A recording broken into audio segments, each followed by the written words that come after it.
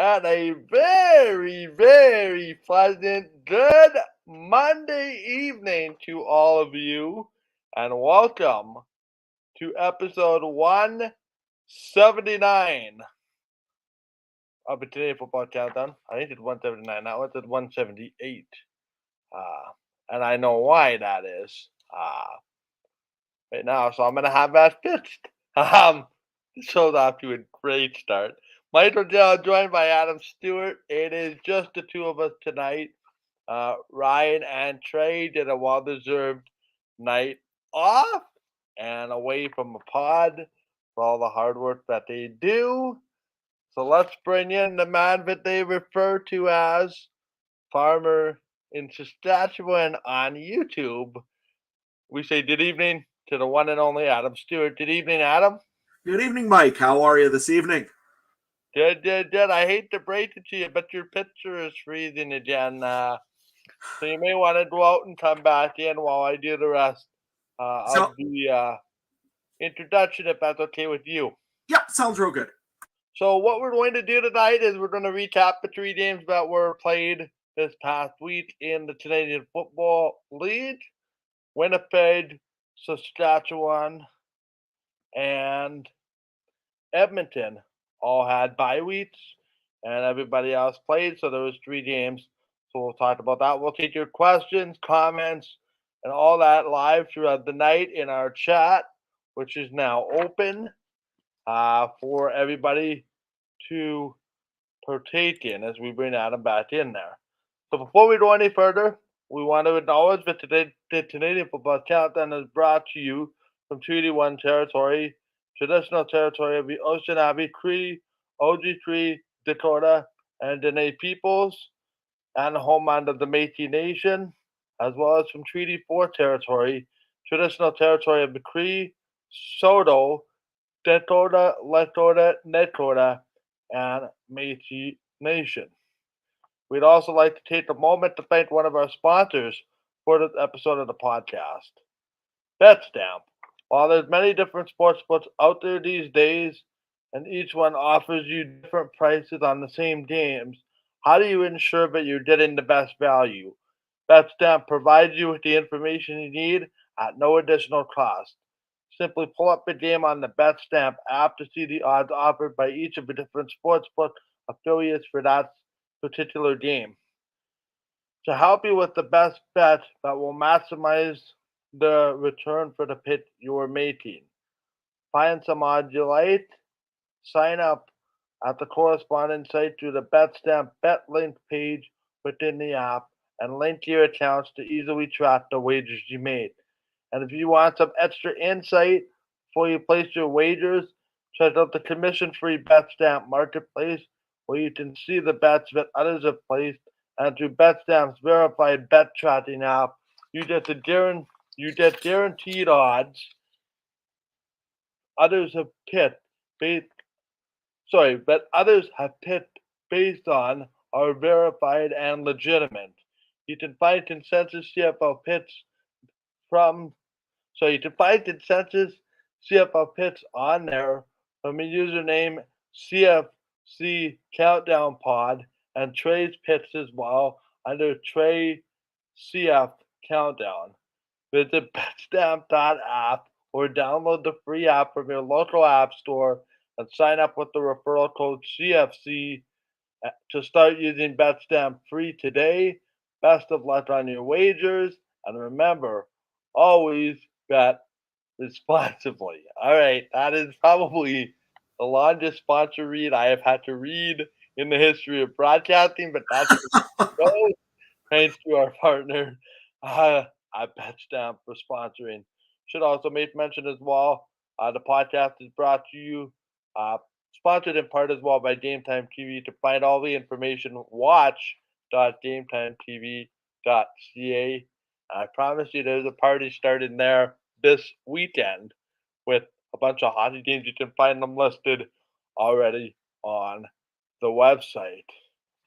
Now, this is usually where we talk about the breaking news segments. To me, there was only one big story again, and Adam's kind of nodding his head already because it seems like we talked about big stories, and I don't know. It's really, as much as this is a serious matter, it's kind of seems to be evolving around one team. So I hate to refer it as the weekly circus in Saskatchewan, but it is again, and it's involving what I understand to be practice roster quarterback Jake Doladala. Adam, Yep. uh, he apparently was in some trouble Yeah. recently. Yeah, no, he was in trouble here during the bye week here. Apparently got a DUI, which is driving under the influence. Uh, again, there is a code of conduct for the Rough Riders. This is not acceptable behavior. We've had this incident happen before in Saskatchewan. We've had this incident happen in the league. So Jake Dolagala was issued a one-game suspension by the team today. Also was reported up to the CFL headquarters to let them know what's going on here. Look, in Saskatchewan, this is a very serious problem in this province in particular. Driving under the influence, driving drunk, it's a bad thing, and it should never, ever be done. I don't care who you are, if you're the backup quarterback of the Saskatchewan Roughriders, who usually is the most beloved guy. I don't think he is right now, for sure. Uh, but I'll tell you right now, this isn't acceptable behavior by anybody. Please, if you're going to need to drive somewhere and you got to go somewhere, if you've had a few, just get a ride. There's no reason, especially when you're in the middle of Regina, that you can't get a taxi or you can't get an Uber. I know that one of our fellow CFLPN podcasters is an Uber driver. I'm sure he would love to see him catch a safe ride home. So this is really looking bad on the team once again. Saskatchewan did not need this publicity, especially going into a huge game against the Winnipeg Blue Bombers that we'll be talking about more on Wednesday. But yeah, just not a good scene from the Saskatchewan Roughriders today. They did the right thing, at least give him the one-game suspension, make sure that he sits and learns his lesson. This is a practice roster player, so I mean, how much of that is a real decent suspension? Hard to say. But in the chat, I know, Kat, you just put on there, what does NHL hockey do about a driving under the influence? I'm really not even sure myself. I think it's a full suspension as well. Each league has their own policy, but I'm not sure exactly If what I to do could there. just interject, this is a team suspension, not a Yep. lead suspension. So I think that's where the difference is. Yeah. Nonetheless, very, very unacceptable for Yep. anybody. Never mind football players, and having experience with that, having lost a family member because of somebody that was under the influence. It's certainly something that I take seriously, and I hope a lot of other people do. Yeah, it's totally not acceptable. It don't matter in society nowadays. You can get a ride. It don't matter. There's always a way of getting home safely and not risking anybody else's safety in that matter. Just don't do it. And again, it don't matter if it's here or if it's the CFL, if it's a CU sports player, or if it's an NHL player, or even if it's a local player, or anything to do with sports. Just don't drive home drunk. There's no point of that. You're not gaining anything, and all you're doing is risking yourself or other people's lives. Just don't do it. Yeah, let's move on this. I know that this is a bigger story, and for Saskatchewan, this is a black eye, and of course it is, because Saskatchewan has been looked at this whole year of having a lot of things that gave them a lot of black eyes. But this is just another one of those things that it's not acceptable. It's not anything that anybody should ever do. And I want to make sure that you guys know that this is not the Riders did a good thing by suspending him at least one game. To me, it should be more, even, to be honest. But hey, he's a guy on the practice roster. He's not getting paid much to begin with. And it's the point that they're trying to make sure that he gets an appropriate suspension for his actions. Again, not acceptable by any teams. Well, and that's interesting because I think just to kind of pull this as a whole, and I'm going to be careful how I word this because I'm a Bomber fan and I don't want to come across as pitting on the Riders.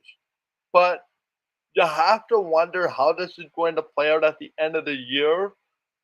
The more this goes on, never mind on the field, but like it just seems like there's an off the field incident every week involving a certain member of the football team, and eventually isn't that mindset or atmosphere or culture set from something above? Like, I understand you can't control what players do, on a bye week, but like common sense has to prevail at some point, and it's not just a black eye on the player; it's a black eye on on the team. I'm just wondering, Adam, like, is this going to just pile on as another Cardinal? I hate to say Cardinal sin, but another issue that upper management is going to have to take into account at the end of the year? You look at this. This isn't the first incident of a DUI in the league, right? I mean, last year we seen Kenny Lawler of the Winnipeg Blue Bombers have a DUI as well. So does it stand on the team and say that these guys are driving around and doing stupid things and are drunk? It doesn't look good no matter what it is. If it's Saskatchewan, if it's Winnipeg, if it's Ottawa, if it's any team in the league that does this, it's not a good situation. Saskatchewan, I mean, you're going to be getting the absolute, probably real microscope on this because there's so many other things going on. But to me, the right action was taken by the team immediately, that he gets a suspension for one game, which was, again, the same amount that that Winnipeg gave Kenny Lawler last year as well. It was reported to the league. The league maybe needs to step up a little bit and do something about this to stretch this out. Maybe if they want to, it's up to the league. I mean, I know they didn't take no other further action after what happened last year. But that being said, I think that this team, it doesn't look good on the team. Let's put it that way. It's as simple as that. And not to be tongue in cheek, because this is a serious matter, but on a completely different note, there was a big positive, and that's that the Riders didn't lose, but yet they didn't win, so because they didn't play. So you know what? It's. I hate to frame it that way. You hate something like that happening, but let's hope that Jake learned from a one-game suspension. Could be a very pivotal piece missing. Uh, should something happen to Mason Fine or Cody Fajardo before or during the practice week, or heck, like last time, midday of the game, uh, where they apparently had to drive Mr. Doladawa from Regina to get him in time for kickoff. That being said, there was action on the field this week, and let's turn our attention to that one. We start with our Week 16 recap. It is the Hamilton Tiger Cats and the uh, Montreal Alouettes. Sorry there, Eric. I think we're on the wrong set of slides there. Episode 179. I know when we log in, there's a whole bunch. Anyway, so just let me know when you found the 179 batch of slides. That's what we're working off of right now. Anyway, so Montreal with a 23-16 victory over Hamilton. And it's interesting. The story that kind of came out of this one was, how would Hamilton kind of follow up that big one with Winnipeg, a chance to get back into that race for second place? Well, 3 hours later, I don't know about you, and we're gonna have a chance here for you to talk about Hamilton. To me, it was one giant step forward, and now three steps backward again, kind of back to what it was before. Um, I don't know. Like, to me, this almost solidifies Hamilton's positioning that it's going to be third place or missing the playoffs.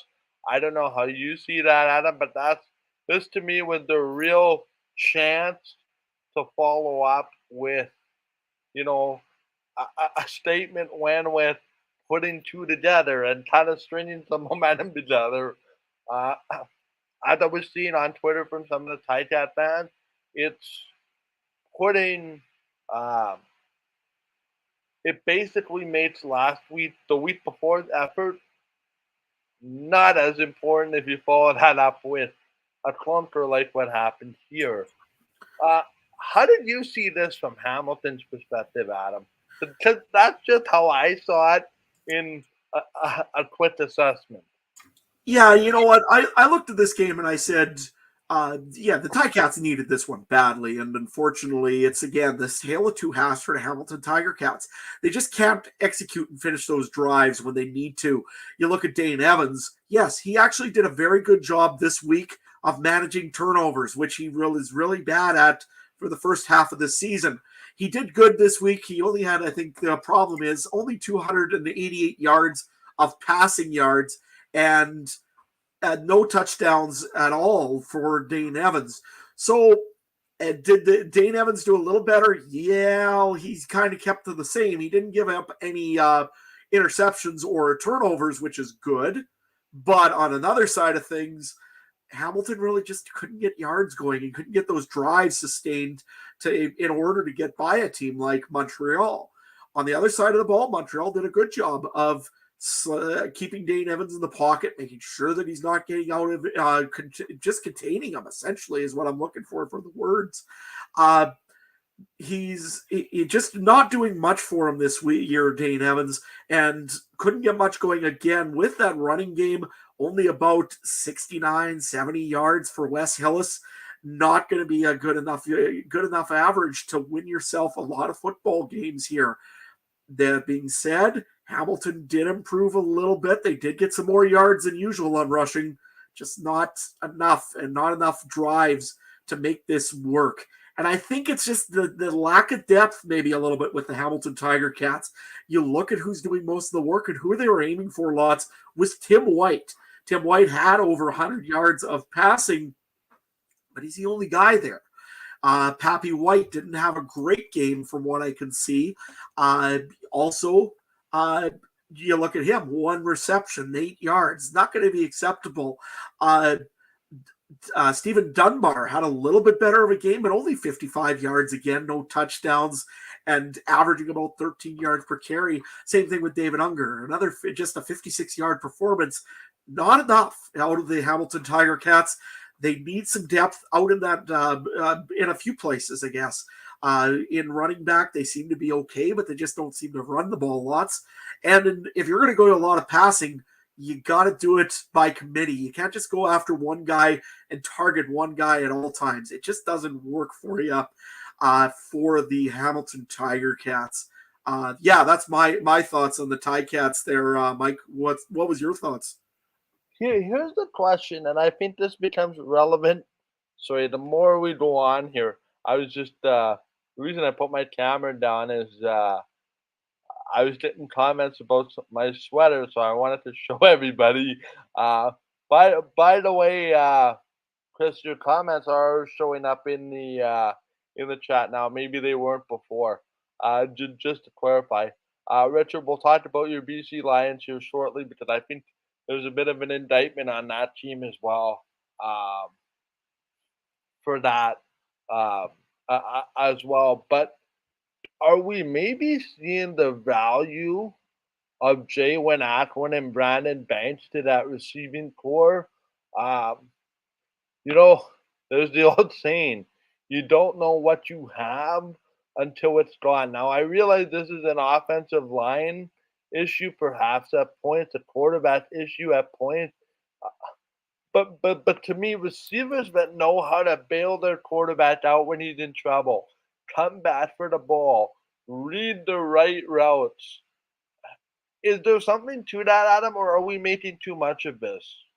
No, I don't think we are, actually. We really haven't talked about Jaylen Ackland's contributions as much over to the Hamilton Tiger Cats. Last year, he was a good receiver and always was there to make that dependable catch, along with you, as you said. That's exactly my point. Like, dependable receiver, that when you need a big shutting down, it doesn't have to be 10 for 210 every week. If it can be 5, but 4 of those are big shutting downs and 50 yards and a touchdown here and there, that's more serviceable than that 90-yard bomb that you need every now and then.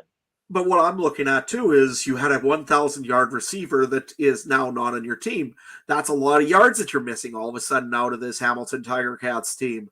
Yes, he was with Jeremiah Mazzoli, but you know what? I'm sure Dane Evans and him had some chemistry as well if we look at how they got to the Grey Cup last year. Same with Brandon Banks. He's not maybe having as good of a year in Toronto, but he was one of those guys that if you needed that catch on 2nd and 5 or 2nd and 6, you had it. Now you don't. And I know that they brought in Durant in here as well, but he hasn't played much. He's had a lot of injuries this year. Sorry, Adam, but if you ask me, Durant has been kind of my underwhelming national, if you will. You know, he had that great start, right? He came in the lead, but it looked like he was going to be the Nick Dembski now, right? But injuries kind of derailed that. Yeah, absolutely. And if you look on the other side of the football, he hasn't had the injuries, but Jake Wieneke, where have you gone, man? This week here, it was the same kind of thing. He had 2 receptions for 52 plays, 25 yards each, which is okay. But 2 receptions, that's all you're getting in 2 targets? He's clearly fallen off the map, and I feel bad for the guy, but he just has had not a great year. Just like we've said about Lamar Durant over for the Hamilton Tiger Cats. Yeah, I think Richard nails this right on the head as we move on to Montreal here. He said, this week more than any I can remember, it shows just how valuable stability at the quarterback position is. And he goes on to add right across the lead. You know what? You just took our last 10-minute conversation and nailed it on the head with that one comment. So we'll move on to Montreal because I think this is a serious case, and I think you were kind of hitting on this as well too, Adam. Not pretty. Trevor Harris, which we'll hear from later on in the show. Spoiler alert when it comes to awards later on in the show. But he got it done when it mattered the most on the backs of that defense. And hey, Trevor Harris isn't the guy that really throws for 300 yards and 375 yards and 4 touchdowns anymore. But he's the guy that if he doesn't turn the ball over could be very serviceable. Yeah, absolutely. And I mean, you look at the Montreal Alouettes, how they've been winning some of these games. They should really be called the Montreal Buckleys. It's awful, but it works because they continue to win games. You look at the Montreal Alouettes, Trevor Harris has not been a flashy quarterback by any means this year. He doesn't run out of the pocket. He doesn't move around the pocket even. But yet, there's another win for him. You look at his number 1 receiver, Eugene Lewis, now over 1,000 yards, but they go to that one guy all the time, it seems. There isn't a whole lot of else on this team that you look at and you say, wow, this is really impressive. I got to give credit. Walter Fletcher actually had a fairly good game. But you also look at the sideline and I see that dancing up and down and celebrating William Stanback that looks like he might be just ready for the playoffs.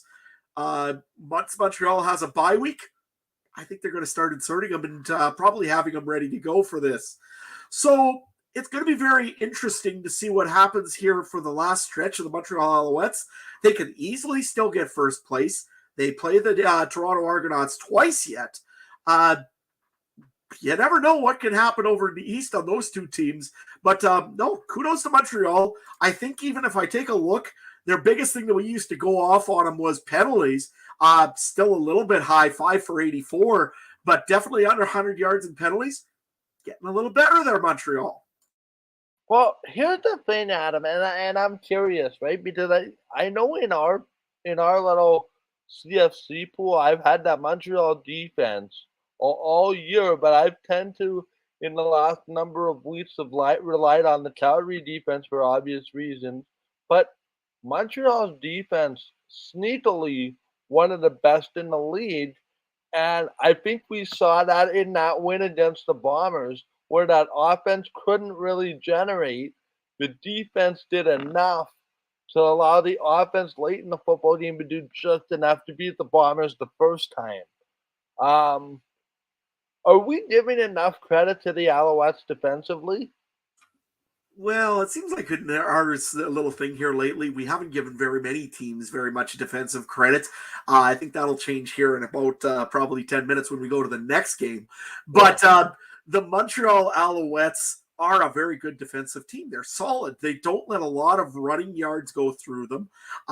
They don't force a lot of turnovers, though. which is maybe a little bit more of a concern because, I mean, most teams that you see are usually very high in the plus minus side of turnovers. Montreal's maybe not in that case, but their defense is solid. And you look at how they've won games, it's usually on the back of the defense because they are a very strong front line of defensive core. Their secondary, it's been picked on a little bit over the year, but their defense and linebacking core, probably one of the better ones in the league and very sneaky, probably, like you said, Mike, definitely a dark horse in the CFL. So probably we assume that Eastern semifinal is going to be played in Montreal as time goes by. If they're fortunate enough to get by either the Riders or the Cats, I don't really see that going any other way based on the rest of this week.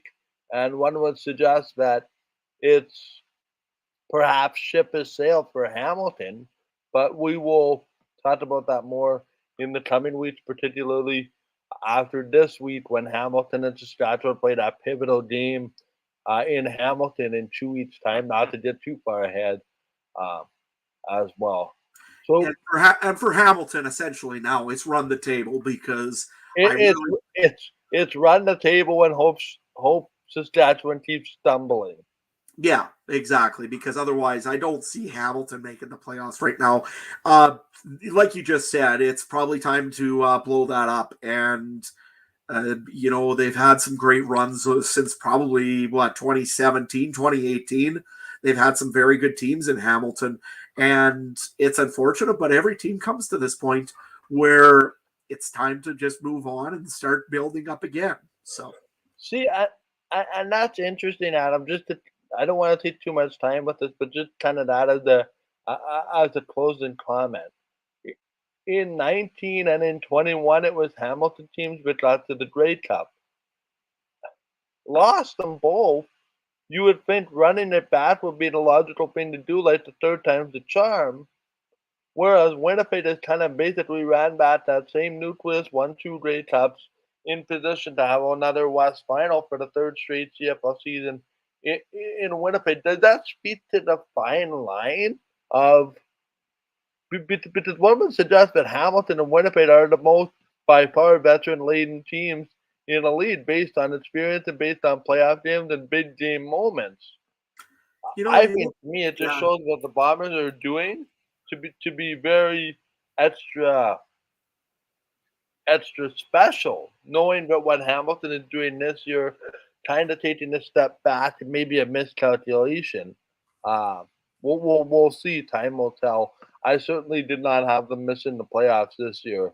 and if you look at this one here, I think the Hamilton Tiger Cats might have started 2 years maybe earlier than the Winnipeg Blue Bombers on this on this kind of thing. So to me, I think it's time now, and you lost a few pieces of receiver like we alluded to earlier. So yeah, but let's face it, every team has never beaten age. Yeah, it comes on every team eventually. You look at Saskatchewan in 2013, they had a great year. 2014, it was destined to be a great year until a certain injury in Winnipeg. And it happens to every team eventually. Age gets you. And we might even be seeing it in Saskatchewan again with the offensive line right now, that age is just getting the offensive line a little bit in Saskatchewan, and the rookies haven't had enough time to build up. But it happens to every team. Hamilton, unfortunately, right now is in that mode, I think, and it might be time to start doing some moves. And unless they try for one big last hurrah and phone Calgary and make a deal on somebody that we all want to talk about. Yeah, it's interesting because I think this could be a preemptive warning for Winnipeg not to hang on a year or two longer. This might be the end result. So then that's a fair comparison to me as well. Let's move on quickly, Adam, to the next game, and that is the Toronto Argonauts and the Ottawa RedBlacks. Boy, oh boy, this might have been the defensive game of the decade. I can't remember a team putting up 30 plus. I actually think it was 37 to 40 points off of turnovers. Man, just when you think that Ottawa couldn't get any lower with types of performances, I hate to kind of say this, but if Ottawa's quarterbacks would have played for Hamilton, this would have been a 500-yard passing game the way things are going. The story of this one, though, and a spoiler alert to my player of the week as a unit, 7 turnovers, 5 interceptions, a fumble, and a turnover on downs, plus 2 returns for touchdowns, and multiple short fields, particularly late in the game.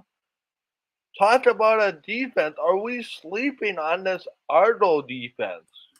I'm not sure if we're sleeping on the Argos defense or if we're just looking at an Ottawa team that just simply gave up because they were bad. I just want to read a few of those stats, like you were just saying. 55 tackles for the defense alone, not the special teams, just the defense. 3 quarterback sacks, 1 forced fumble. I don't think in the CFL they count pressures. Both Nick Arbuckle and Caleb Evans were running for their lives in this game. It was amazing how that Toronto defense just stepped up and absolutely dominated this game. I started watching, I think, a little bit more in the third and fourth quarter because I was out combining till then. And this game here just got ugly quick. I mean, it was pretty much just a matter of not when or if, but when the Argonauts were going to pick another one and take it back to the end zone because they were just bad. I picked, we'll talk about it later in fantasy, I picked up McLeod Bethel-Thompson for this game. If you looked at the score, you'd think, man, I'm a genius. Yeah, no, that was all defensive points. It was just insane how good that Toronto Argonauts defense was. And leading the way was a guy of Quentin McManus, was just a very good player all around for this whole game. Maurice Carnell, 5 defensive tackles, 2 interceptions, 1 for a pick 6. Royce Mechie, same thing, 7 defensive tackles. Trevor Hoyt was the same way, had 5 defensive tackles. Just a great game for this Toronto Argonauts team. Deshaun Amos came into this game, has had a pretty decent season overall, but again, another interception. Chris Edwards, interception. It was amazing how many interceptions there were, and the pick sixes were just incredible. Just great defense by the Toronto Argonauts. I hope this wasn't Ottawa just saying, okay, we've thrown in the towel. Well, this is interesting, right? Because if I could turn this to Ottawa for a second, because I think this is relevant, we'll get to them in a more full breakdown. But I think Toronto gave Ottawa ownership and management a lot to think about, you know, you did a better evaluation of players, in my opinion, in times of adversity than you do when things are going well. And to me, there are players on Ottawa's team but didn't necessarily put good stuff on tape when things were spiraling like that. We'll get to that in a minute, but that's kind of my initial thought on this one. Um, I'll be honest, I have a confession to make. I disliked McLeod Bethel-Thompson coming into the year and the previous season. I kept saying, oh, he throws way too many interceptions at the worst possible time. To me, he's turned into Matt Nichols. Always that 2 touchdowns, that doesn't turn the ball over, gets the big throw deep when he needs to, but more importantly, manages the game at the important points. And Adam, I hate to say this, but I'm going to say it because I think it needs to be said. And I hate saying it because I'm so full of, pride when I say these things. And then they come back to bite me in the butt and I have to face the music. I think we're slowly starting to see the maturity of McLeod Bethel-Thompson as that top upper echelon quarterback right before our eyes. And let's not forget, he's doing this without a running back. Really, I mean, AJ Willett, okay, half a century in rushing, maybe a little bit more. But I think there's something to be said about not having Andrew Harris in that lineup, which is making McLeod Bethel-Thompson have to do a little bit more, be a little bit more, I guess, methodical in the way, he runs that offense. But I think it's time to start putting McLeod Bethel Thompson in that upper echelon of quarterbacks, or am I wrong? I don't know if he's quite there yet, and here's why. He's still throwing that weird, odd interception every so often. This But week, isn't that every quarterback? well, I think that Is tells that you the for quality us? of Is it yeah, too, but right? is that the quality of the quarterback here, or is it the quality of all the league's quarterbacks right now? I think that the league in general, the quarterbacking has not been terribly great, and now we're starting to see that youth starting to come in. Like you said, McLeod Bethel Thompson's a little bit older in this, so he might be more of the veteran one. But you look at Jake Mayer, you look at all the other quarterbacks that are coming in right now, even Vernon Adams over in BC, or Nathan Rourke over in BC as well. You're seeing a lot of younger quarterbacks, and that's why I'm still a little bit more concerned, because McLeod Bethel Thompson is veteran enough that he should know better than to throw some of these picks that he's still throwing.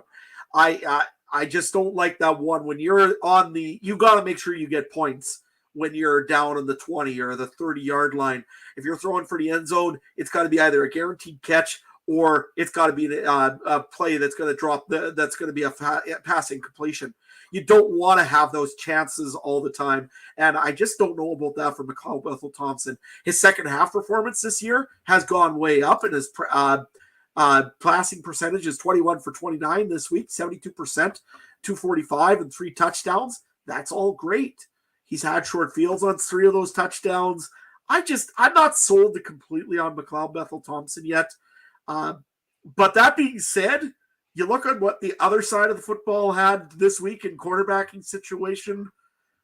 Yeah, he might be not that bad all of a sudden, McLeod Bethel Thompson, because Nick Arbuckle and Caleb Evans, I'm sorry, but I just don't know where these guys go after this year. What do you think, Mike? Well, here's the thing. I like a lot of what I see from Caleb Evans.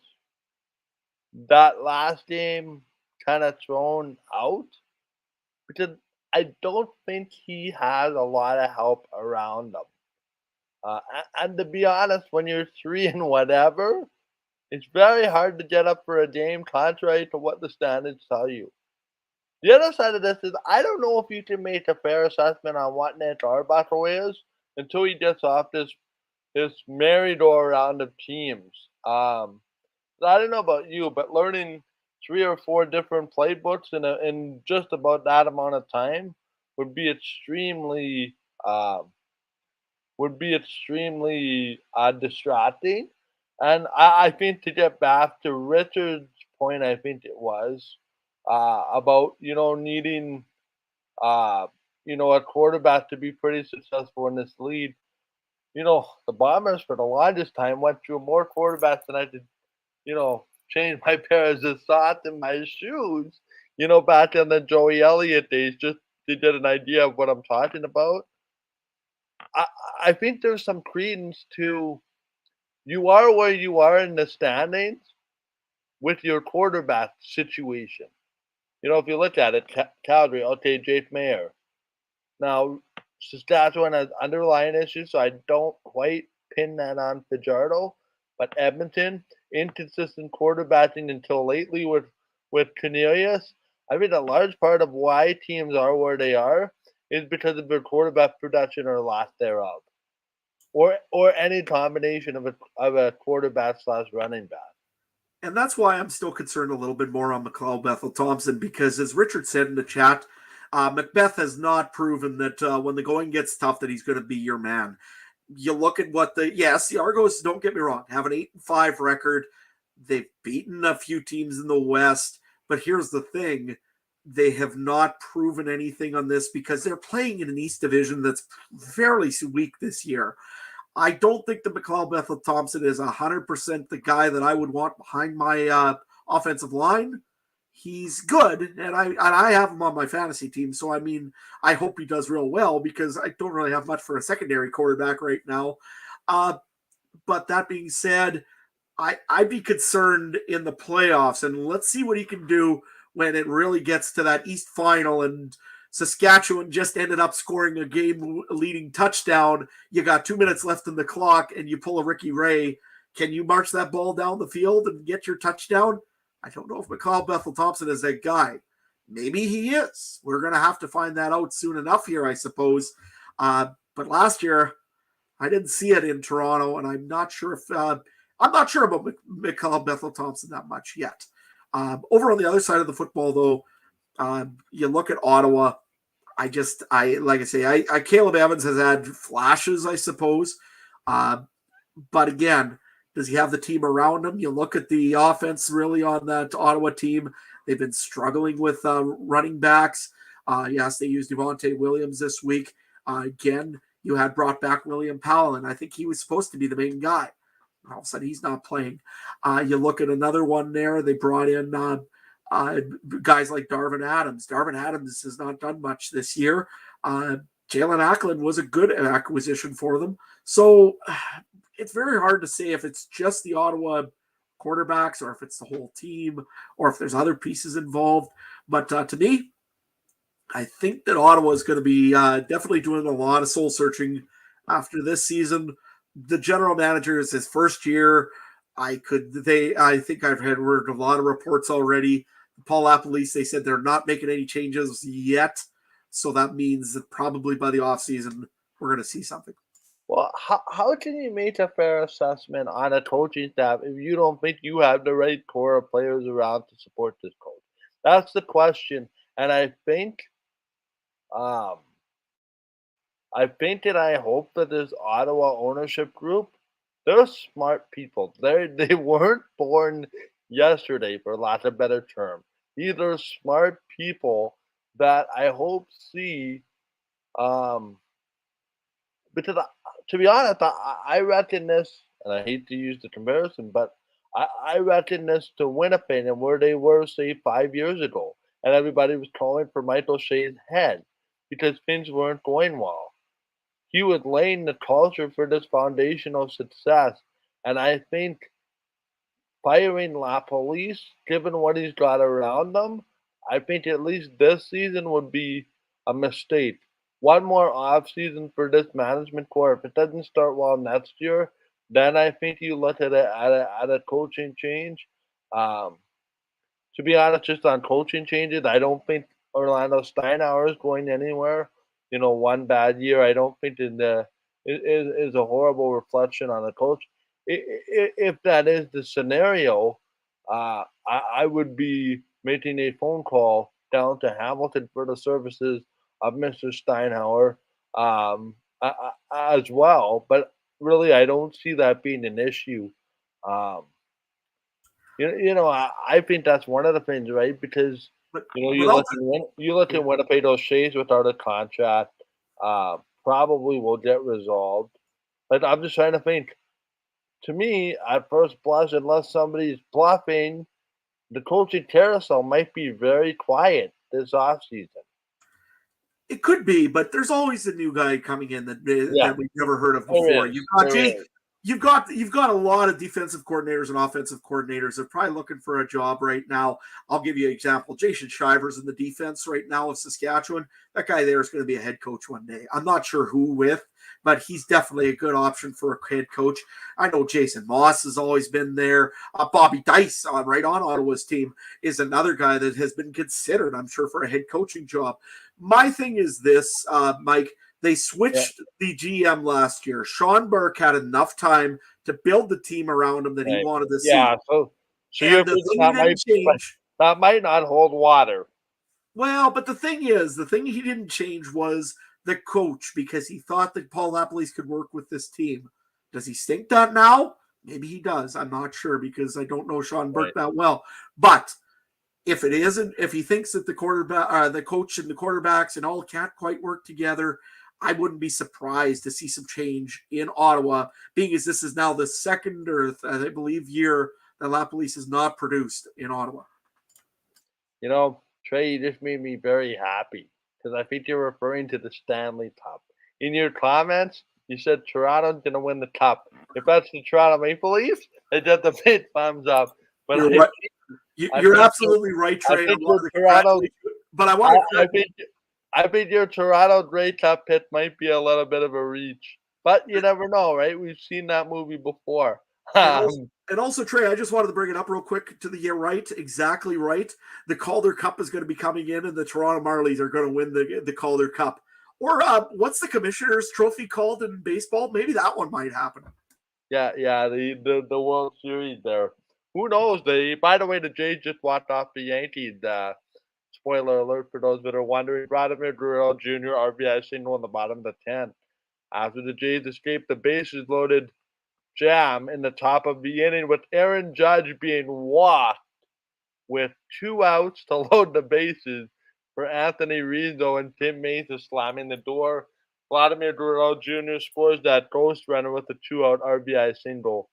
Round 1 of the Jays, and boy, could that be a playoff series if it gets that far. That being said, now back to the football. I think we've exhausted this game enough.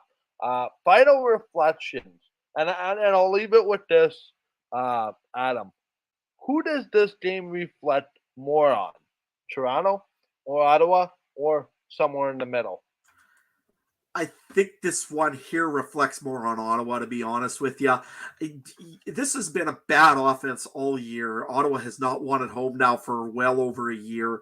It's just not been a good year for the Ottawa RedBlacks. And you look at their defense, they hung in there for about 2 quarters.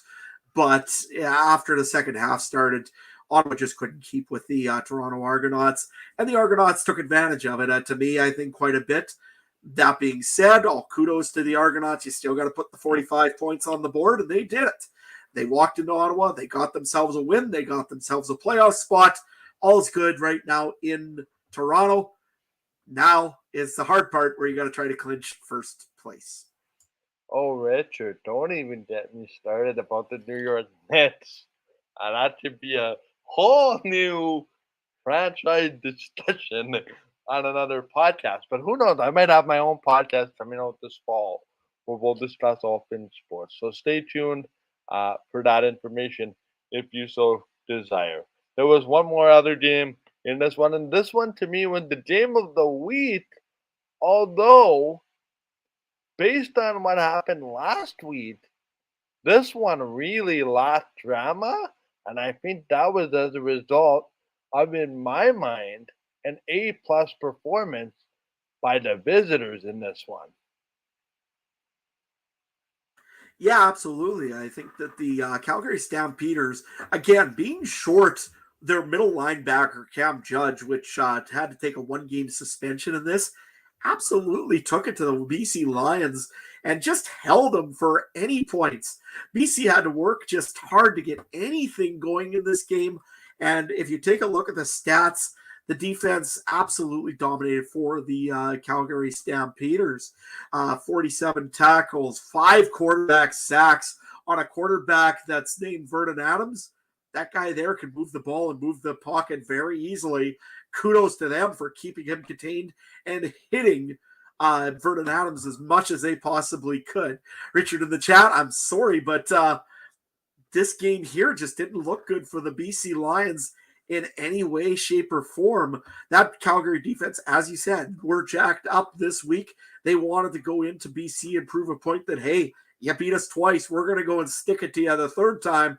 And this was a game, if you like defense, this was a pretty fun game to watch. What do you think, Mike?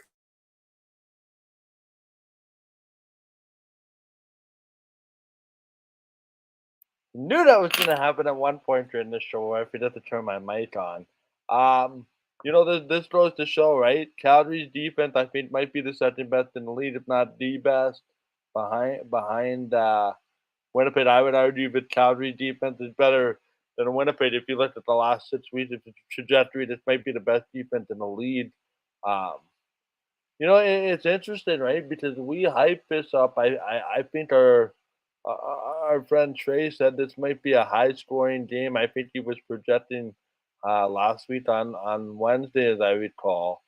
But it's interesting, right? Because the CFL has this way, particularly in back-to-backs, when you think you know what is going to happen and you set great expectations, how rarely those expectations are met. Like to be honest, I'm disappointed in this game. I'm disappointed that, BC didn't put up more of a fight, which I thought they had in them. But I think this just speaks to how good Calgary is uh, to make adjustments and to hold them to 11 points. Uh, you could argue that one touchdown was in garbage time, so really less than 10 points, shade over 10 for 60 minutes with Burnham and Grimes and Butler and those types of guys. But to me, this was just BC's defense got no help. Vernon Adams, where we thought we had a idea of what he was, went back to being that inconsistent VA. Uh, you know, Richard says, BC needs to figure it out by the playoffs. Sure, but I would argue you can exactly flip a switch. If you're playing this way going into the playoffs, and the hope that you turn it around in a one-off scenario, I like it. I think it's set that these two will meet in the West Division semifinal. I think that'll be finalized either this week or next week, but the percentages being high on this being the semifinal matchup, venue still to be determined. Think that might be BC, but you just never know. Just that BC had the game in hand and what they do with it. I just don't know what you do if you're BC because Pipkin hasn't exactly shown that he can be the guy. Otherwise, they wouldn't have brought in VA. VA to me seems to be as inconsistent. We start to see these flashes, but he looks like he's going to be the MOP and maybe the best quarterback in the East with Montreal.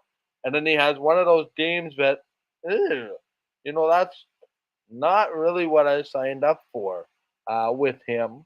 And I think that was this with VA. Now, you could say, yeah, they're building for the playoffs, and you hope that that's the case. I just, to me, I'm a little disappointed in VA. Granted, it's second or third game at quarterback, and there's still a lot of kinks to be ironed out. But to me, what was interesting, Adam, and you can pick up on this too if you wish. I just didn't see a Vernon Adams that was comfortable throwing the deep ball. To me, it all seemed that short and intermediate stuff. And if you look at Nathan Ward, you know, how did he get all those yards? It was finding those DBs in scramble mode and literally throwing 50, 60-yard Hail Marys to wide open receivers. I'm not seeing that right now. Um, and maybe I'm wrong, but this just seems to me like two different quarterbacks. VA more that pocket short passer, Ward being that long bomb kind of dive. It had that gunslinger of an arm. And I think BC's offensive guys are kind of caught in the middle of what they're doing, right? So it's consistency, it's lack thereof. It's kind of interesting because you've seen a bit of everything. First 5 weeks or 6 weeks of the year, you would have said, "Yeah, BC didn't run their way to first place. The quarterback injury changes everything." But I think the positive, I know this is turning into a real, monologue that is kind of self-repetitive. We've seen, and I think this might be the positive. We've seen Vernon Adams be able to play that, you know, gunslinger, let's throw it out there and let's win a game kind of game on multiple occasions. And I think that's the one thing I think you can kind of hang your hat on. I know one thing. I'm not hanging my hat on Nathan Ward coming back for the playoffs. Maybe, but that's not to ask the guy to come back after missing that amount of time. I think your expectations have to be kind of modified. But does my thing make sense? But maybe it's a little bit confusing what VA is because we see that flash in a pan, you know, dive. It's gonna be that. oh, he's ready to be a number one. He's ready to challenge for an MLP type. And then we get that was very underwhelming. Do we maybe miscalculate everything and give enough credit to maybe what Calgary did defensively? Well, I think we got to give credit to Calgary where credit is due. I mean, they did keep him within the pocket. Vernon Adams does have the tendency of scrambling and trying to move the pocket as well as having, like you said, the big arm, the big gunslinger arm when he does need it. We've seen this in Saskatchewan with Vernon Adams. We've seen this in Montreal with Vernon Adams. And now we've seen it, twice in Montreal and now twice in BC. He's got the big arm and he's good with it. Is he the most accurate? No. He usually ends up going and making some odd throws that don't quite work out and end up getting picked off pretty easily. This time here, he thought, well, maybe we'll just try to cut a little bit back off it, try to get some more accurate passes. However, he's got the receiving core out there, again, with Keon Hatcher and with Lucky Whitehead and with all of that receiving core that can really, really add up and really be a good, long, deep threading receiving core. When you get that ball out deep, that means that James Butler can start running the football. And that means that you're taking way less more pressure off of your offensive line. So that's, I think, what Nathan Rourke's success was back first in a little bit when he was playing it the first bit, because he was able to get that long ball out, and that means that everybody had to back off. And when you have to back off, well, it's hard to rush a quarterback when you're already 5 or 6 yards back watching for that deep ball. And that means also that James Butler was able to run the ball. A guy like Keon Hatcher and like Dominic Rhymes, they need to get out further. Javon Katoya as well. They're deep threats. And again, if you're going to try to nickel and dime this, it isn't going to work really well for you, because I don't think that offensive line is quite as great as everybody kind of throws out there about BC, just because I think that they need to be able to hold a little bit back. Otherwise, Vernon Adams eventually will get sacked, and you see it this week with what happened. Another big note in this game here is Brian Burnham, a 6-game injured list. He went on there today. Broken wrist in this game. He suffered it in garbage time, as you said, Richard. Just not good for the BC Lions, especially losing a big key part of your receiving core like that. Another guy also that I wanted to mention was over on the Calgary Stampeders side of the football was Derek Dennis. Had to be carted off the field. Yeah. Does have a broken tibia from what everybody said, fibula, I believe. Or at least a cracked one from what I heard from, I think Danny Austin was the one that mentioned that over for the Stamps. So he is probably done for the season by the sounds of it, which is terrible news for the Calgary Stampeders.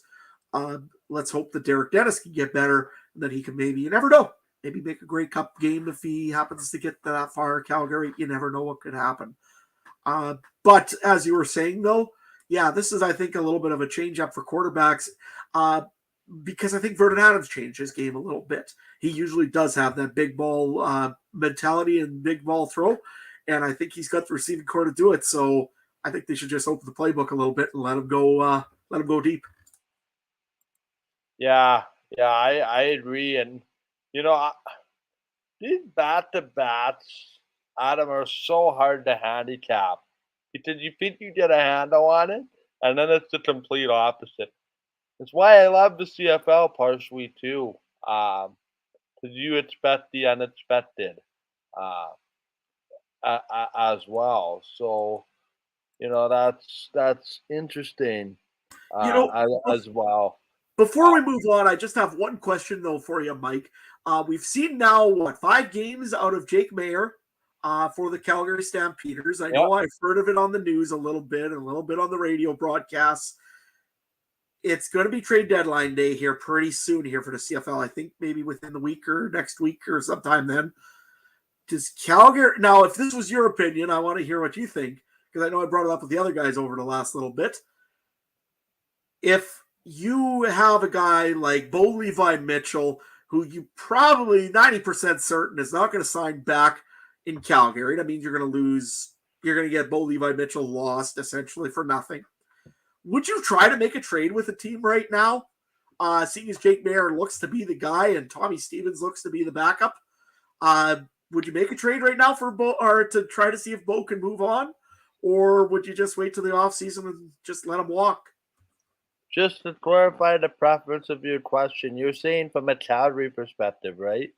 Yeah, like, I mean, Okay. I know what Dave Dickinson wants. He'll want both of them because if one goes down, you got the other. That's the coach always wants as many quarterbacks as he can. The GM, John Huffnagel, probably wants to get something back for Bo Levi Mitchell. So, to me, which way is it here? Is it where the GM is right, or is it the coach that's right? I mean, what's your opinion? Yeah, you know what? It's interesting, right? Because I think the comparison that we can kind of frame ourselves to is Colaros for a pick and as Colaros for a first rounder, and I think an offensive lineman. I think is the most recent comparison of that, uh, for sure. But to me, I'm gonna answer this twofold, and I think it's kind of what you already were alluding to in your line answer just before we get to the fantasy stuff, as well here. Um, but it's interesting. The long and short of it is this: if I am the management core of Hufnagel, I'd want to get something for him. The question is, does what I'm going to get for him this year, does that help me this year? Because if it's for a pick, I'm not sure that I want to be one hit away from being forced to use Tommy Stevens, who we've only really seen in quarterback sneak opportunities in the odd pass here or there. Um, but that being said, if you can get something tangible to help your roster, whether that's a Canadian somewhere, maybe picking up a piece that you might miss. Um, next year, knowing that you probably know that a certain guy isn't going to be bad, and you can plug that hole preemptively. But to me, Richard is just right. Hubnader doesn't seem to want to value pitch that highly. Um, so to me, it would long and short of it is this. It would depend on what roster piece I'm getting back. Does that help me this year? If the answer is no, I'm pretty sure he only has to look at the team he's probably setting himself up for a playoff matchup with and say, you know, I don't want to be like those guys who are probably going to play in the playoffs. I'll shoot my shot with Bo if I have to, based on his track record. And to be honest, I'd be pretty comfortable with Bo Levi Mitchell in at my quarterback, knowing that he's probably pretty upset from being benched. Granted, he understands it. So I might be able to use that to my team's advantage if that comes to it. So I'm kind of answering the question from both directions. Um, would I trade him? Probably. For a first rounder, no. But if it's something that helps me for my team in the future, certainly. But I think what we've established is in the Canadian Football League, you need two quarterbacks to have success. I think you and I both agree that the Bo Levi Mitchell era is over in Calgary here by the week. I think that gets more and more apparent uh, because Jake Mayer just seems to be that good, that consistent. Um, but that's the beauty of it. To be for sure. Uh, Adam, your picture's okay. I know you thought you maybe froze, but no, you're okay. Uh, there as well. Perfect. Um, Yeah, no, the only reason I'm bringing it up is because of an injury that happened this week and Derek Dennis being out. That's a big piece of your offensive line missing. I don't know if there's any piece that he could use right immediately that he could plug into that offensive line spot. So it's hard to say to make a trade, but that would be my only thing that I could see is if they can get an offensive lineman and a first round pick or something else out of it. You never know. Might happen. I think the precedent was really set with that Toleros deal a couple of years ago, and how that panned out for the team acquiring the quarterback too. That's not to say that the two are the same, but the blueprint's kind of there, I think, for a return value. Uh, yeah, the more I think about it, the more I think you talked me out of this out of this trade there. Um, Anyway, that's just besides the point. Richard touched on something very interesting. He says, "Why can't anyone sack a Calgary quarterback? 12 sacks all year. How is that possible?" I'm assuming he means 12 sacks against. Um, Quite honestly, Richard, I think that their scheme they dish the ball out quicker than you can get there, and if you get there, chances are one of their old linemen had a little bit of a situation.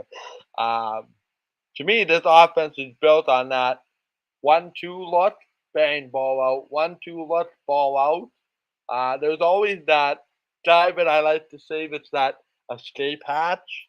Um, yeah, that shutdown receiver where if all head breaks loose, he knows where that shutdown guy is for even a 5 yard play. That does it pretty well.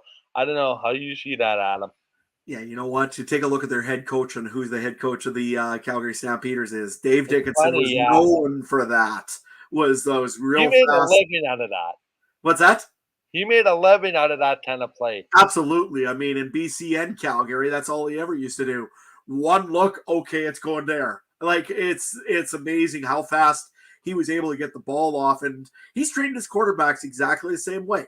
Get the ball off fast. We'll get 5, we'll get 6, whatever we get. We'll make sure we get at least, usually it's more than 5, and it's always a short field. It's always the way it's been in Calgary. They have good offensive linemen as well, so credit to them. But it's mainly just the scheming of Dave Dickinson, exactly like you said, Mike. He makes sure that ball is gone, and it's gone immediately. Absolutely. So I think it's time we move on to fantasy. What do you think? Yeah, really quickly here.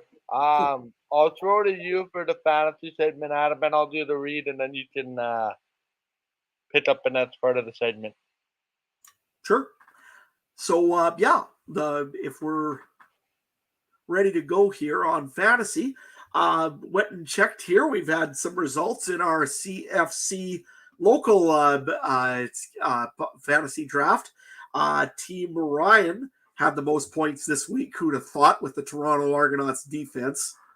That guy there is a cheat code. I don't know what he is, but he just finds the players and just keeps them all for himself. 113 points for Team Ryan. Team Mike, second place, not bad, 81.1 points. What went well for your team this week? Well, what worked well was putting Dane Evans in, getting him off the wire. I was surprised that I was the only one who put a bid in on him. Making some subtle moves quickly to regain and make sure that I didn't take any zeros. More points at any point is a lot better than a zero, considering half my team was on bye. Might have to reevaluate some roster decisions because one of my guys is going to the sixth game. But all in all, what could have been a disastrous week wound up being pretty exciting. Yeah, no, man. Then we go on to me and Trey. Well, I guess we'll bring it up. 59.4 points for me, which means I beat Trey this week, even though Trey is right on my tail at 52.5 points this week for Trey. The total so far, Ryan is 200 points ahead of you there, Mike still. Actually, 220 roughly, 1556 and a half. Mike is at 1359.8. I'm at 1143.7, and Trey is at 1091.8.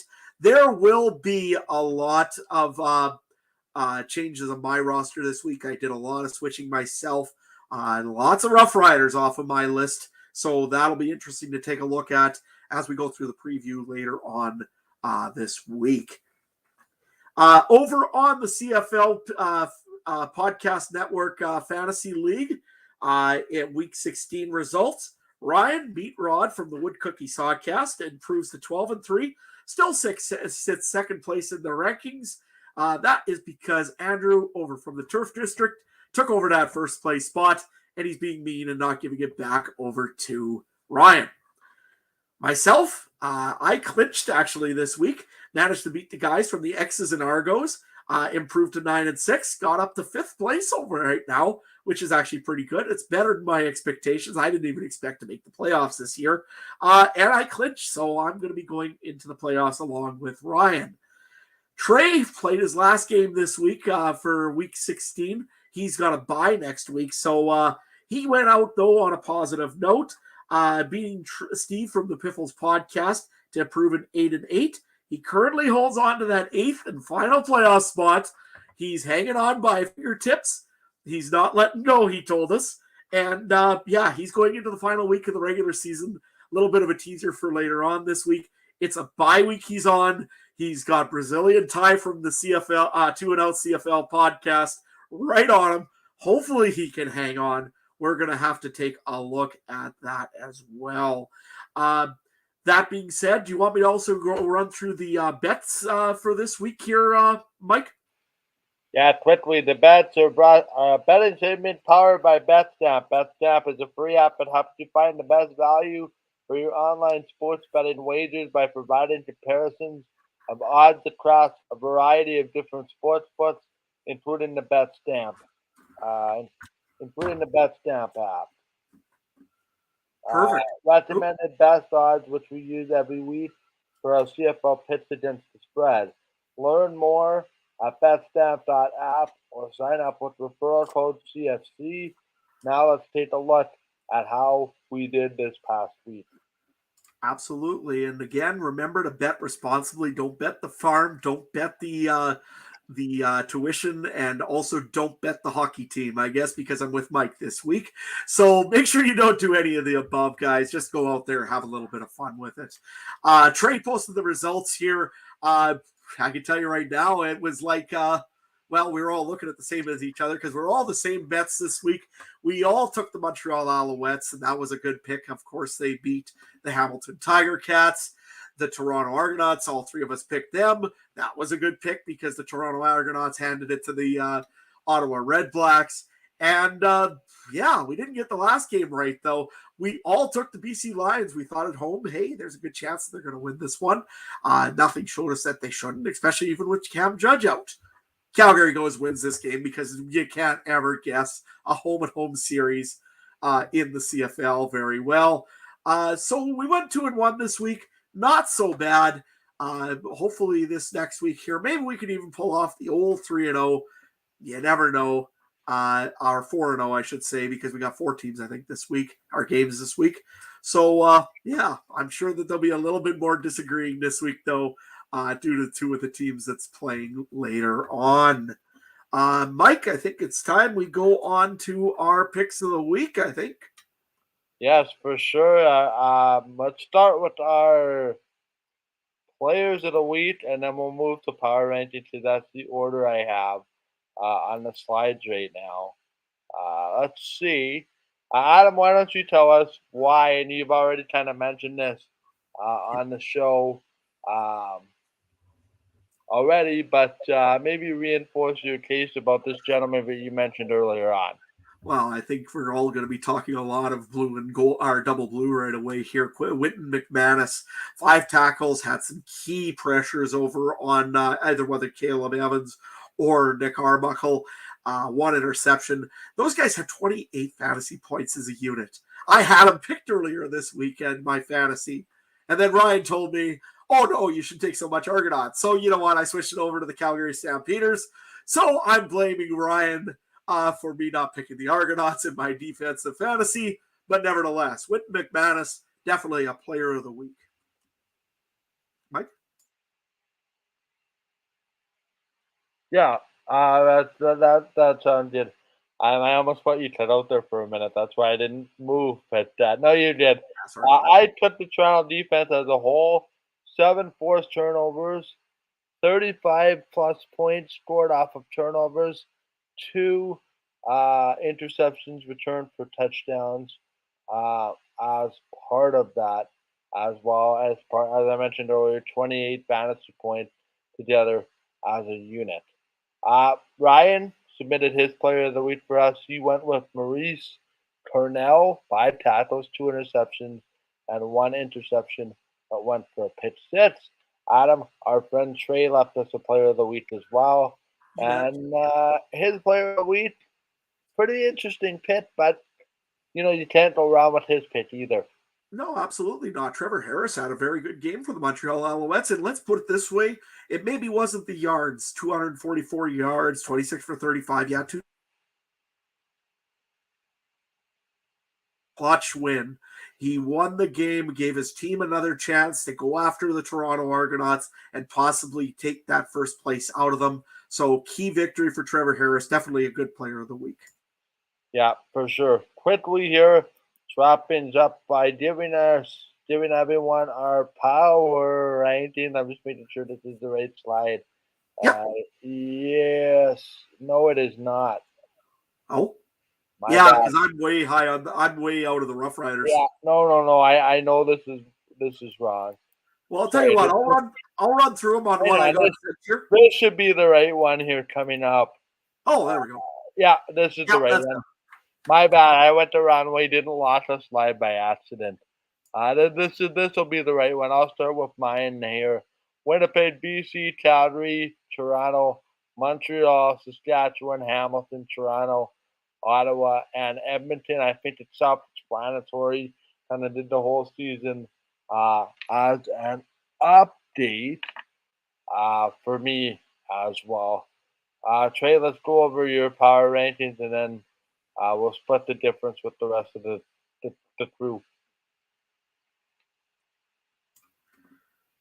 You want to run through Trey's, or do you want me to run through, or your? You can do yours first. Oh, okay, yep, no problem. So I've got Winnipeg, Calgary, BC, Toronto, Montreal, Hamilton, Edmonton, Saskatchewan, Ottawa. Saskatchewan went up one because Ottawa gave a gosh awful performance this week. I didn't really even want to move Saskatchewan just because of, like you said before, the circus is still in town. Apparently in Saskatchewan. My biggest mover, though, I think this week was the Toronto Argonauts, and I think it was on everybody's chart just because of that defensive performance. Looked really strong against all the teams out there and really just looked, again, dominant throughout the game. Another one also, I guess, a little bit of a shout out to BC and Calgary. That there has been going back and forth. And I think it's going to go back and forth until we have the West semifinal. Then maybe we'll decide who gets second and who gets third in that one when we go on from here. I'll tell you what, I'll read Trey's here real quick, and then you can grab Ryan's. Yeah. Trey's was Winnipeg. He put Toronto real high this week. I'm sure it's because of that defensive performance again. BC, Calgary, then Montreal, then the Hamilton Tiger Cats. Put number 7, he put the Saskatchewan Roughriders, Edmonton, Ottawa, and I'm sure that's mainly because Edmonton, Ottawa, well, it's already been next year territory for a little while, and they probably deserve 8 and 9 for that. So what did Ryan have this week, Mike? Yeah, Ryan's got Winnipeg, Toronto, BC, Calgary, Montreal, Saskatchewan, Hamilton, Ottawa, Edmonton. Okay, I know you kind of addressed the reason why, perhaps just as a speculative guess. It's funny that the two guys that put Toronto at second in their power rankings aren't here to back up their case. So that might be a good opportunity to push them on it the next time both appear on the show. Both are taking a well-deserved night off as well. So thank you for their contributions to our podcast, as always. And thank you very much for supporting the podcast, all your listeners as well. But just one thing I kind of wanted to touch on here, just on the way out today. I know we said an hour, but this has turned into an hour and 20, which isn't bad because we're right on schedule, and we like to chat. What do you think?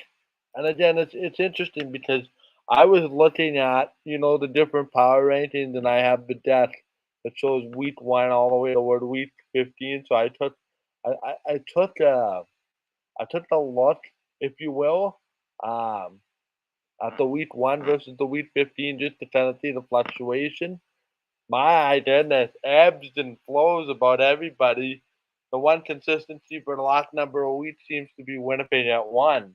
But after that, that top 4 now, all of a sudden Toronto's entered that top four for at least two of us. I have a question for you, Mr. Stewart. I'm very disappointed in you, and we might have to talk about your future on the podcast because of it. No, just kidding. But here is my validation and concern. When you sent your power rankings, you didn't put any extra teams in there. I was greatly disappointed because You that is know, an interesting part of my week is trying to dissect which different team you put on your power rankings every week that don't make the slides, but they make the submission list nonetheless. So chop chop there, bud. well, I'll tell you what, I'll give you one just because I was listening to this game over in the combine and it was a good game.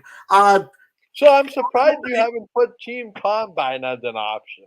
No, we can't have team combine. That's just not right. They don't play much football. But we can put down the University of Regina Rams this week. They are 3-1. They weren't expected to be much of a team. They're kind of in a little bit of a half rebuild.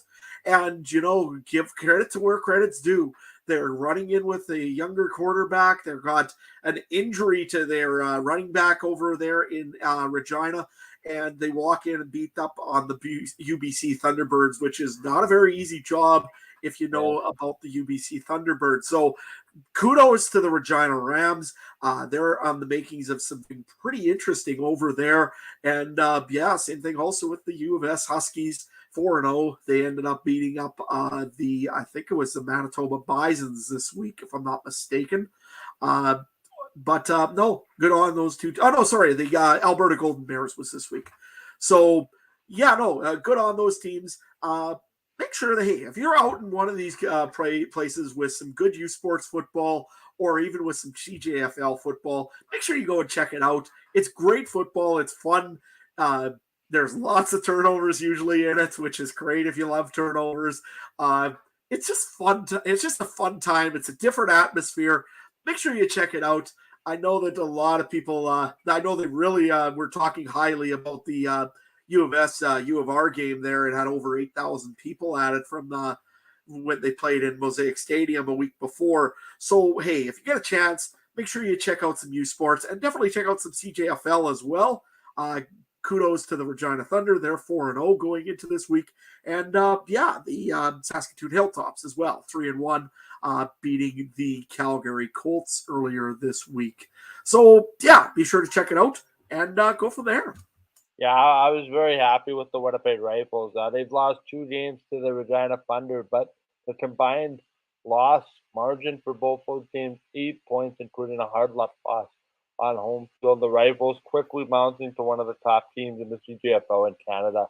I think they're competing right now, right with the Saskatoon Hilltops. And we all know what the Hilltops are. They're usually the team that wins everything. So kudos to the Rifles. They've done a very good job this year of bringing in some more players and are making a good run right now. Yeah, head coach Jordy Wilson has one of the best rifle teams in about 20 years if you look back at the historical context. In fact, they actually led the Regina Thunder 15-0 at one point in the game. Just couldn't put a drive together to ice it. But still keeping it close. I think if you're going to lose to one of the top dogs in Canada, never mind your conference, by a combined 8 points and beat the Hilltops in the same year, you can't have it all. It took Jordy Wilson about 15 years or so to beat the Hilltops. Never mind trying to charge for the top of the PFC. So little bits at a time. The Bisons with the big win over the Calgary Dinos on home field this week. The Dinos still searching for their first win of the season, which if you follow U Sport football, especially Canada West, hard luck to find them a loss. Never mind difficulty getting a win. Quite interesting times. Regina, Saskatoon as well, also having good teams. I think the Bisons are off to Saskatoon this weekend, while the Regina Rams are back at home. The other thing also to mention in this is, I'll just give you the quick top 10 and the power rankings there for U Sports if you'd like them. The Western Mustangs have not been beaten since they won the Vanier Cup. They're 3-0 going into this season. They are just on fire again. The Montreal Caravans 3-0. Queens is 3-1. Laval 2-1. Regina. They are actually ranked now. They're number 6 in the league, are in the nation, which is pretty cool. They're 2-1. Saint FX is number 7. Ottawa, good on them, 3-1. Alberta is actually 2-1 and ranked at number 9 right now, and Mount Allison as well, number 10 this Mount week. Allison Mounties, what a name! What a name! Exactly, eh? But no, that's great. But we to touch on other football. High school football going swimmingly across Saskatchewan and Manitoba as well. Any other closing thoughts quickly here, Adam?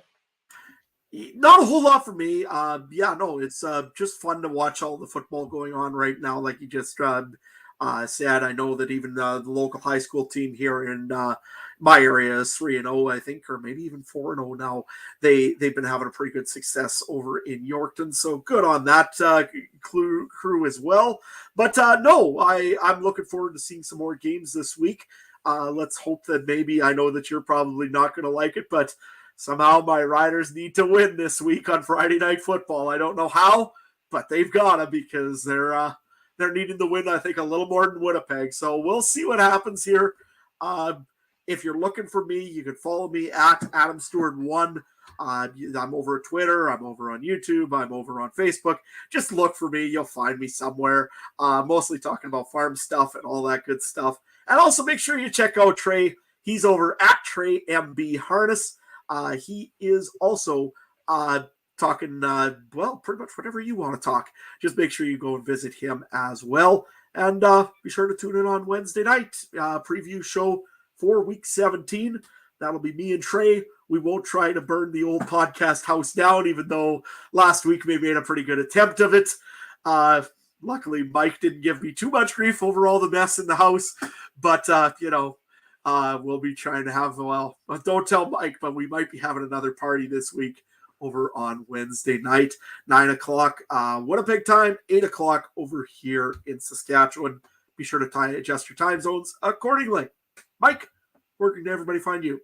Yeah, people can find me on Twitter at Mike Darrow. They were the brains behind Game Time TV, which you can find watch.gametimetv.ca, or better yet, for added convenience as of today, just GameTimeTV.ca. The party begins on Saturday. I hate to spoil the news, but a certain member of this podcast is scheduled to join me on some broadcasts this weekend. So, stay tuned for that as well. Just thought I'd throw that little bit of a bone in there for those that are wanting to tune in. You can catch this show on YouTube by searching the Canadian Football Countdown, on Facebook, facebook.com/CF Countdown Pod, on Twitter at CFC Countdown Pod, twitch.tv/CF Countdown Pod, and of course on the Game Time TV YouTube channel. Also, you can find Ryan on Twitter at CooperTrooper42, and he will be back on the show soon. Want to follow the shows on social media? You can find us on Facebook and Twitter at CF Countdown Pod. Make sure you check out CF Podcast Network on Twitter for this and all the other great shows around the Canadian Football Podcast Network. Whatever podcast platform you're listening on, thank you very much. We'd appreciate if you did all the little things such as like, share, subscribe, tell your friends about the podcast. Podcast continues to grow, which makes me and Ryan and everybody else very, very happy. Also, extremely excited with the additions of Adam and Trey this season, who have brought in a lot to this show. So we didn't crash the car for this portion of the show. So we look forward to seeing everybody on Wednesday night. For Adam Stewart, I'm Michael Darrow, and as well for Ryan Coop and Trey Colbert, who are unavailable for tonight's show. thank you very much for watching, and we'll see everybody here. Might there be a bet as well on the line on Wednesday night? You best be tuned in to find out because you won't want to miss it or you won't want to find out about it to somebody else. You might just want to come back here and see it for yourself so you can tell friends about it as well. By the way, just wanted to make the clarification about that comment that I made about Adam and the extra teams. I was 100% kidding. Adam, but I was 100% kidding on that one. You're on this podcast as long as you want to be my friend. It was just funny trying to be a bit of a joke. I like making jokes. But next week, make sure to add those extra teams, and I just thought I'd clarify that because there might have been some concerned faces for sure. Adam's going nowhere. Trey's going nowhere. We're all going nowhere. We just like yanking each other's chains every now and then. For Adam Stewart, I'm Mike Jonathan. Thank you very much for watching. Enjoy the football. We'll see you in 2 days to set up week number 17. Have a great night, everybody, and we'll chat on Wednesday. Good night.